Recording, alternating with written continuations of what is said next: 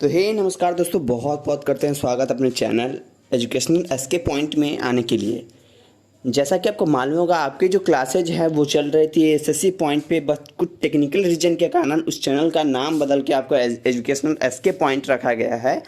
तो आप इस चैनल पे आके सब्सक्राइब जरूर कर लीजिएगा ताकि आपको बेनिफिट होगा। मैं बताना चाहता हूँ कि ये जो चैनल था पहले जीके के लिए मशहूर था, जिसमें बहुत से स्टूडेंट जीके के जो है वो स्टूडेंट है। मैं उनको कहना चाहूँगा कि इस चैनल पे आपको जीके मिलते रहेगा, प्लस में आपको अदर इन्फॉर्मेशन मिलेगी। लाइक आपके जो जूनियर्स हो गए, चाहे आप बैचमेट है या कोई भी है, आपको इन्फॉर्मेशन मिलेगी सारी कॉलेज रिव्यू मिलेगी। प्लस में आपको दुनिया की जितनी भी इम्पोर्टेंट चीज़ है बनी है उसके बारे में जानकारी मिलेगी। प्लस वर्ल्ड में क्या घटता है वो सभी जानकारी आपको इस चैनल पे प्रोवाइड की जाएगी। तो मेरे साथ आप बने रहिएगा, मुझे सपोर्ट करिएगा, तभी मैं आपको बेहतर कंटेंट दे सकूंगा। और जो स्टूडेंट पटना यूनिवर्सिटी और पटना वुमेंस कॉलेज के हैं उनको मैं कहना चाहूँगा कि आप इस चैनल को जल्दी से जल्दी सब्सक्राइब कर ले, और जो भी स्टूडेंट न्यू है वो जल्दी से सब्सक्राइब कर ले, ताकि आपको सारी कॉलेज के रिव्यू प्लस में आपको इम्पोर्टेंट इन्फॉर्मेशन प्लस में आपको जो पटना यूनिवर्सिटी की क्लासेज है वो आपको मिलेगी। तो चलिए फिर शुरू करते हैं आज की वीडियो। ये वीडियो आपको क्लास नंबर 6 है फिजिक्स की, जो हम करने वाले हैं। तो आप लोग शुरू से लास्ट तक जरूर देखिएगा, तभी आपको कुछ समझ में आएगा। चलिए फिर शुरू करते हैं आज की ये वीडियो। हम लोग बात करने वाले हैं आज एटम एंड न्यूक्लियाई के बारे में, जो कि क्लास 12 की जो चैप्टर है नंबर 12 है उसके बारे में हम लोग बात करने वाले हैं। तो वो शुरू से लास्ट तक देखेंगे तो ज़रूर आप मेरे साथ बने रहिएगा। जैसा कि आपको मालूम होगा, सबसे पहले हम लोग नोट्स देखते हैं। तो नोट्स की सारी जानकारी ले लेंगे, फिर उसके बाद अदर हम लोग क्वेश्चन देखेंगे 15 क्वेश्चन, जो कि बहुत ज़्यादा इंपॉर्टेंट है पटना यूनिवर्सिटी और पटना वुमेंस कॉलेज के लिए। क्योंकि अगर फॉर्म अप्लाई हो रहा है तो उसकी भी एक वीडियो बनेगी जिसमें आपको बताया जाएगा कि फॉर्म कैसे अप्लाई करें, फिर आय आवासीय कैसे बना जाता है, जाति कैसे बना। बेसिकली आपको बहुत ज़्यादा इन्फॉर्मेशन इस चैनल पर गेन होगी, तो आप चैनल को सब्सक्राइब फटाक से कर लीजिएगा। चलिए फिर शुरू करते हैं आज की वीडियो। यहाँ पर बात किया हुआ है एटम पहले होता क्या है, जो सभी को मालूम है। All element consist of very small invisible particles called atom. जितनी भी जो एलिमेंट होते हैं बहुत ज़्यादा छोटे छोटे पार्टिकल से बने होते हैं, जिसे हम लोग कहते हैं एटम कहते हैं। एटम की जो रेडियस है वो कितनी होता है, 10⁻⁻10 मीटर होता है, वो सभी आदमी जानते हैं। फिर उसके बाद बताया गया एक्सपेरिमेंटल में क्या होता है, अल्फा पार्टिकल्स होता है, गामा पार्टिकल्स होता है, एक्सरे होता है, ये सभी आप लोग पढ़े होइएगा, इसमें कहने की बात नहीं है। फिर आपको यहाँ पर दिया गया है impact parameter perpendicular distance of the velocity. Impact parameter आप लोग पढ़े हुए, उसका basically nothing but impact parameter is the perpendicular distance between the किसके किसके बीच में होता है, velocity of the vector of alpha particles and the central line के बीच में होता है इम्पैक्ट पैरामीटर। एक तो होता है क्लोजेस्ट अप्रोच भी होता है, वो भी होता है, वो भी देख लीजिएगा। इम्पैक्ट पैरामीटर का फॉर्मूला क्या होता है सो देखिएगा, 1/4πε0 Z² cot θ/2/k, वेयर के क्या है, जो यहाँ पर के is of alpha particle, theta क्या। बेसिकली आपको यहाँ पर सब चीज़ दिया गया है, तो आप लोग इसको पढ़िएगा तो आपको सब चीज़ समझ में आ जाएगा। तो नोट्स को जरूर पढ़िएगा, तभी आपको सारी चीज़ क्लियर होगी। Basic assumption of Rutherford atomic model क्या है वहाँ पर दिया गया है, तो वो आप देख सकते हैं। तो बेसिकली यहाँ पे आपको पूरी नोट्स दी गई है, तो आप पूरी नोट्स देखिएगा तभी आपको समझ में आएगा। मैं आपको एक जानकारी और देना चाहता हूँ, मेरी जो ये क्लासेज है वो पेड ग्रुप पे भी चलती है, जो कि बहुत ज़्यादा बेनिफिट है आपके लिए।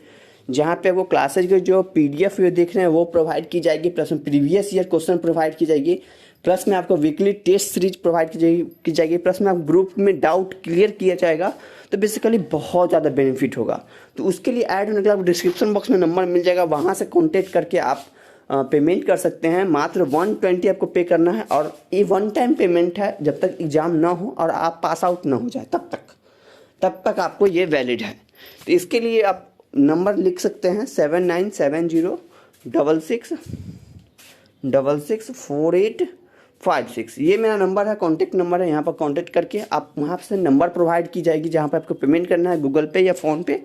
वहाँ के बाद आपको सिंपली क्या होगा कि आपको पेमेंट करने के बाद स्क्रीनशॉट शेयर करना है, और इन स्क्रीनशॉट शेयर करने के बाद आपको ग्रुप में ऐड किया जाएगा। देन आपको क्या किया जाएगा, आपको प्रीवियस ईयर क्वेश्चन सब चीज़ प्रोवाइड कर दी जाएगी, उसी time at a time provide की जाएगी। चाहे वो कोई भी कोर्स हो, BA BSc BCom सभी की क्लासेस चलती है, तो आप जरूर ऐड हो जाइएगा। फिर एंगल ऑफ स्कैटरिंग क्या है, ड्रॉबैक ऑफ रदरफोर्ड मॉडल क्या है, bourse theory of hydrogen atom क्या है, तो ये सभी आपको पढ़ना पड़ेगा, तभी आपको समझ में आएगा। इसलिए मैं नोट्स जो है वो मैं आपको ग्रुप में प्रोवाइड कर दीजिएगा, ताकि आप पढ़ सकिएगा। लिमिटेशन ऑफ बोर्स मॉडल क्या है, important formula related to Bohr's model क्या है, यहाँ पर इंपॉर्टेंट फार्मूला दिया गया है, radii of Bohr's stationary orbits, फिर यहाँ पर कुछ velocity of electron in Bohr's stationary orbit, frequency of electron in Bohr's stationary orbit, total energy दिया गया है, बोर्स रेडियस दिया गया है। तो यहाँ बहुत चीज़ दी गई है। फिर एनर्जी लेवल क्या होता है सो दिया है, इमिशन स्पेक्ट्रा क्या होता है सो दिया गया है, फिर ऑब्जर्वेशन स्पेक्ट्रा क्या होता है सो भी दिया गया है। तो यहाँ पर सब चीज़ दिया हुआ है। लाइमन सीरीज क्या होता है, बार्मर सीरीज क्या होता है, पास्टन सीरीज क्या होता है, ब्रैकेट सीरीज क्या होता है, पीफन सीरीज क्या होता है, तो ये सभी दी गई है। तो आप जब तक इसको पढ़िएगा नहीं तब तक आपको समझ में नहीं आएगा। तो आप जरूर इन नोट्स को पढ़िएगा, तभी आपको समझ में आएगा। तो अब हम लोग इसको हटा के हम लोग चलेंगे क्वेश्चन पे, कि मेन फोकस हम लोग का क्वेश्चन पे है। तो हम लोग 15 बेहतरीन क्वेश्चन देखते हैं, उसके बाद हम लोग आगे बात करते हैं। चलिए फिर चलते हैं आज की क्वेश्चन पे। ठीक है, तो क्वेश्चन जो आप देखिएगा यहाँ पर क्वेश्चन जो वो डिटेल्स में दी गई है, तो आप क्वेश्चन को डिटेल्स में समझ सकते हैं, इसलिए मैंने डिटेल्स में क्वेश्चन बताया है ताकि आपको सबको एक एक पॉइंट समझ में आ जाए। चलिए फिर देखते हैं कि आयोनेशन एनर्जी होता है क्या है। तो वो दिया गया है, ये आपके लिए जरूरी नहीं है। आपके लिए जरूरी क्या है देखिएगा, आयोनेशन जो 13.6 इलेक्ट्रॉन वोल्ट होता है हाइड्रोजन एटम के लिए, ये आपके लिए जरूरी है, तो इसको आप याद कर सकते हैं। फिर कहते हैं right the expression of bourse radius of hydrogen atom. Hydrogen atom के लिए बोर्स रेडियस क्या होता है वो आपको नोट्स में फॉर्मूला है, वो आपको मिल सकता है। Epsilon not h square pi me square होता है। इसके लिए आप करिएगा तो आपको वहाँ से h1 यहाँ पर करिएगा, हाइड्रोजन एटम का एटॉमिक मास कितना होता है आप ये सब बैठाइएगा, रेडियस कितना होता है ये सब बैठाइएगा। उसके बाद बैठाने के बाद आपको निकल के आ जाएगा 0.529 × 10⁻⁻⁻ मीटर आ जाएगा। क्वेश्चन नंबर 3 की बात करते हैं। What is the ratio of radii of orbits corresponding to the first excited state and ground state in the hydrogen atom. ये क्या होता है, तो radius of Bohr's stationary orbit के लिए क्या होता है फॉर्मूला, n²h/4π²m/ke² होता है। जहाँ पर r जो है वो किसके बराबर होता है, तो r जो होता है वो r जो होता है डायरेक्टली प्रोपोर्शनल होता है n² के बराबर। और ग्राउंड स्टेट के लिए n = कितना होता है 1 होता है, और एक्साइटेड स्टेट के लिए n = कितना होता है 2 होता है। तो रेडियस ऑफ द ऑर्बिट कितना होता है 2^² 1 हो जाएगा, 4/1:4:1। तो बेसिकली आपको डिटेल्स में दिया गया है, तो यहाँ से आप समझ सकते हैं।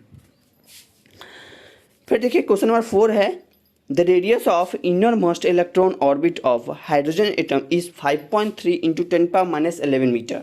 What is the radius of orbit in the second excited state. Answer देना है। तो हम जानते हैं r = होता है n² × 5.3 × 10⁻11 कर देंगे, रेडियस सेकेंड स्टेट n = 3 कर देंगे। देखिए अगर थर्ड स्टेट होगा तो n का वैल्यू हो जाएगा वो 4 हो जाएगा, सेकेंड स्टेट होगा तो n का वैल्यू 2 हो जाएगा, और फर्स्ट स्टेट हो जाएगा तो आपको n का वैल्यू हो जाएगा 2 हो जाएगा। ठीक है, और ग्राउंड स्टेट में n का वैल्यू 1 होता है। क्वेश्चन नंबर 5 की बात करते हैं। तो find the ratio of energies of photon produced due to transition of electron of hydrogen atom from its second primitive energy level to the first level. ये देखिए यहाँ पर आपको कंडीशन देकर 2 क्वेश्चन पूछा गया जो कि पटना यूनिवर्सिटी में पूछा जाता है अक्सर। तो आपको इसका सोल्यूशन यहाँ पर देखने को मिलेगा कि पहले के लिए सोल्यूशन क्या है और दूसरे के लिए सोल्यूशन क्या है। पहले के लिए E2 - E1 कर देंगे, कांस्टेंट है 1/1² माइनस में 1/2 का स्क्वायर, कांस्टेंट इंटू 3/4 हो जाएगा। फिर दूसरे कंडीशन के लिए E∞ से 2 तक जाएगा, कांस्टेंट 2/2² माइनस ऑफ 1/∞ का स्क्वायर, यहाँ पर 1/4 हो जाएगा, 3:1 का रेशियो हो जाएगा। चलिए फिर क्वेश्चन नंबर 6 के ऊपर चलते हैं। तो बेसिकली आप क्वेश्चन को देखते रहिएगा, तो इसमें डिटेल से दिया गया है, मुझे कुछ बोलने की जरूरत है नहीं, एकदम सिंपल वर्ड और सिंपल तरीके से बताया गया है, तो आप समझ सकते हैं। आप नोट्स पढ़ के आइएगा, उसके बाद आपको सारी जानकारी सारी इन्फॉर्मेशन आपको समझ में खुद ब खुद चली आएगी। फिर क्वेश्चन नंबर 6 देखिए क्या क्या कह रहा है। The ground state energy of hydrogen atom is -13.6 volt दिया गया है। What are the kinetic and potential energy of electron in the state? Kinetic और पोटेंशियल एनर्जी क्या होगा, तो काइनेटिक एनर्जी का फॉर्मूला दिया गया है आपको। अब पोटेंशियल एनर्जी 2 × काइनेटिक एनर्जी होता है, टोटल एनर्जी होता है, वो भी कर सकते हैं 27.2। अब ये सभी आपको नोट्स में मिल जाएगा। तो बेसिकली आपको वही फॉर्मूला है।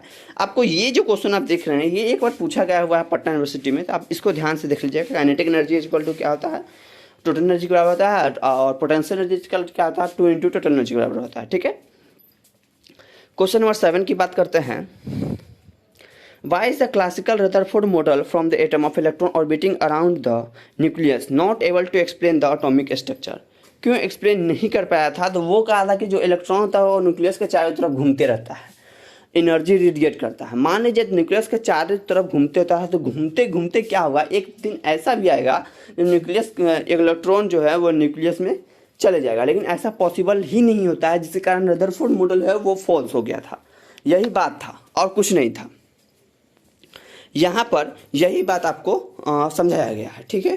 तो क्वेश्चन नंबर 8 की बात करते हैं। What is HA line of Balmer series in the emission spectra of hydrogen atom obtained. यहाँ पे आपको बताया गया है the Balmer series obtained when the electron jump to the second orbit. Balmer series कब ऑब्टेन्ड होता है, जब इलेक्ट्रॉन जो होता है वो जंप करता है सेकेंड ऑर्बिट में, जहाँ पे n1 = 2 होता है from any orbit, n2 is greater than क्या हो जाएगा, n जो है वो दूसरे ऑर्बिट की बात करते हैं, मतलब n2 की बात करते हैं, 2 से बड़ा ना होना चाहिए, उसमें बाल्मर सीरीज कंटेन किया जाता है। क्वेश्चन नंबर 9 की बात करते हैं। What is the maximum number of spectral lines emitted bye hydrogen atom when it is in the third excited state. तो आंसर क्या है, for third excited state n = क्या होता है, 4 होता है, एंड n1 = 3 to 1 होता है, जिस कारण hence there are 3 spectral line. कितना लाइन हो जाएगा आपको, 3 स्पेक्ट्रल लाइन हो जाएगा। आज की लास्ट क्वेश्चन देखिएगा। In hydrogen atom an electron undergoes transition from second excited state to the first excited state and then the ground excited state and it find the spectral series to the this transition belong.